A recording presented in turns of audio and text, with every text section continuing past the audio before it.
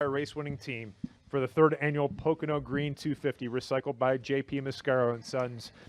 And that team is the Joe Gibbs Racing team of Kyle Busch, driver the number 18, Comcast Salute the Service, Juniper Toyota, and crew chief Eric Phillips. Let's start with you, Kyle. Kyle, this is your 92nd win in the NASCAR Xfinity Series, your first Xfinity win at Pocono. How special is it to add to your legacy a win here at Pocono in the Xfinity Series? It's great. It's been one that we've wanted to get, but I've only started one other race here, and it was a rain shortened. I thought we were pretty good on that day, but come home fourth. So to have a great race car today, like we did from Eric Phillips and all my guys, it was just phenomenal for us. So really, really cool, really, really good.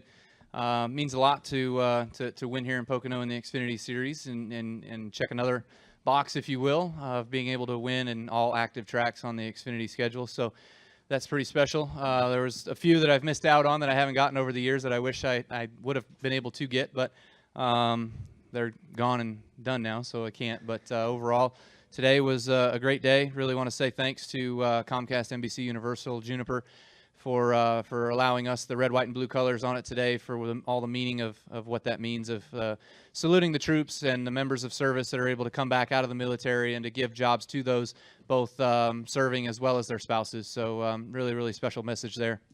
Eric, there's a lot of unknowns with the package coming into today's race, but you were able to figure it out and help Kyle get out front. Talk about the preparation to win and getting the race car ready and to have a winning race car today. It's been a long work in progress. When they make these rule changes and big package changes as this is, there's a lot of work that goes into this. It just doesn't happen overnight, and we put, it changes our focus on what kind of race cars we build and how we build them. Can't say enough at the guys at Joe Gibbs Racing and TRD that helped us with everything. We unloaded yesterday, and all three of our cars had a lot of speed. We were kind of off a little bit handling-wise, but we knew or felt like we knew what we needed to do and got it a lot better there in that first practice and just had a really good weekend. Okay, we're going to open up the floor for questions. If you have a question, raise your hand. We'll get a wireless microphone to you. We'll start here with Reed and then go to Zach. Reed Spencer with NASCAR Wire Service, either for Kyle or for Eric. Was fuel ever really an issue in that last run? No and yes. I mean, we were probably 3 short when we pitted, but with the cautions and just being able to run the pace and that long of a run, you get slowed down at the end. We were a little concerned at the beginning of the run. We got going faster than we had all day. Everybody kind of was too. And leading, our mileage from when we got back in the pack and leading was a little bit off. But worst numbers, we were probably a half to 3/4 a gallon of the good there on worst possible scenario. So I wasn't overly concerned about it. It's just managing that. You get a 3-second lead and run out of gas coming off a turn 2 or the tunnel there. You kind of look like an idiot. So just trying not to screw it up. I think that's part of my job when he's in the race cars, not to screw it up. And I haven't done the greatest job at that this year.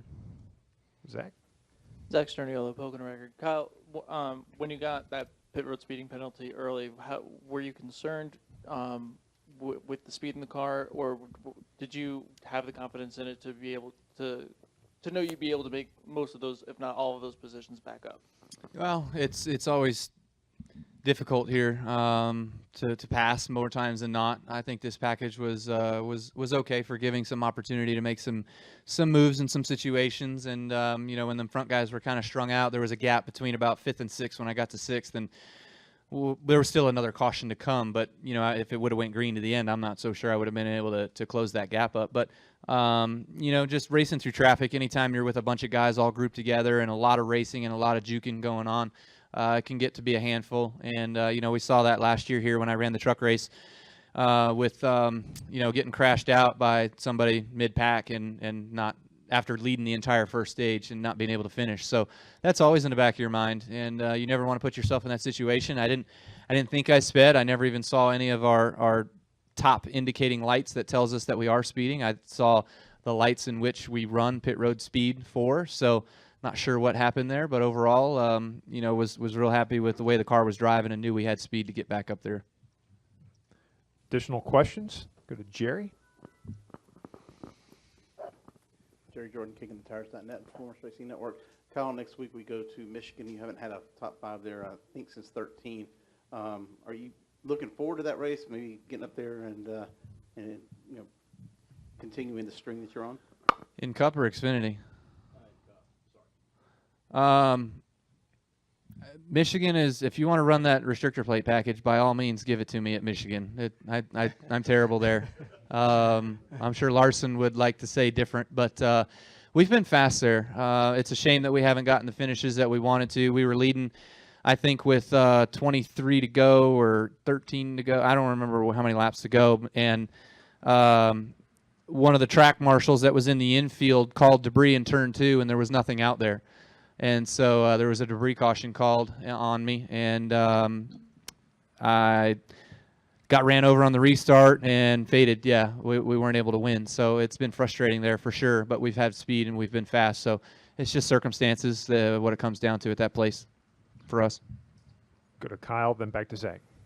Kyle Magda from the Times Leader. Guys, this is the second win for the 18 Xfinity program this year. I was just wondering, what are your thoughts been on Ryan Preece? He won at Bristol earlier this year.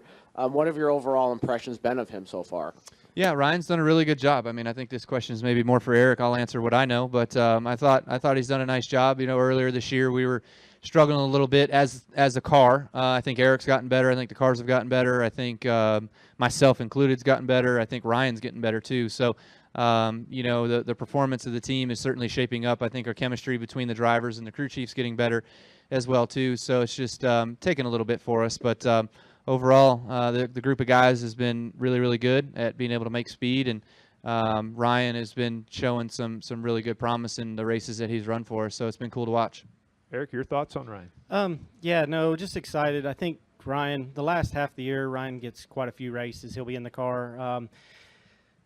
Ryan's information is just different than like Kyle, and I think Kyle, Noah. They're very similar on how they talk about the race car. Ryan is so hands-on that's just different, and I have to take a different approach with him. So excited about it. We're getting, you know, we keep working together, and we'll spend quite a bit of time here, basically July on.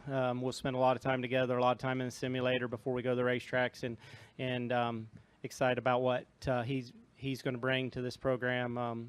You know, our ultimate goal is to win an owners championship this year, and that's the goal that Ryan's got to do for us at the end of the year here when we get to the chase time. Zach?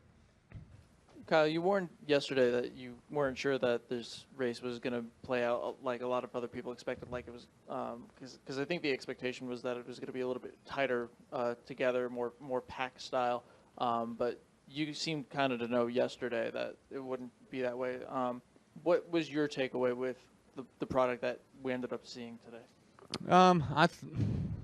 From my vantage point, I guess there was enough off-throttle time that, you know, it made a difference, that driver made a difference, car made a difference, to where when we were out front and we were leading the race, we just didn't get run over by guys behind us because they were just faster than us because they had a better draft, or they had, you know, it didn't take the leader and bring him back to the pack. Like the leader, if he was good and had everything going for him, that he could drive away.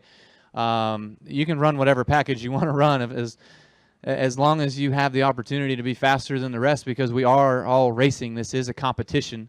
Even though it's a show, we're supposed to put on a great race. I don't know that all races and all racetracks promote great racing. So, you know, I thought that today was a resemblance of what we would have saw, maybe even a little different than what we would have saw with the normal package here. You know, with runs and such, and guys getting drafts and being out of the gas, you would have been out of the throttle more. It just seemed like guys got rewarded for being able to take care of their tires and take care of their car and being in different positions. You had to be smart about it, and felt like the best guy and the best car won. Well, gentlemen, congratulations on the victory, and good luck tomorrow. All right, Kyle. thanks. Thank you.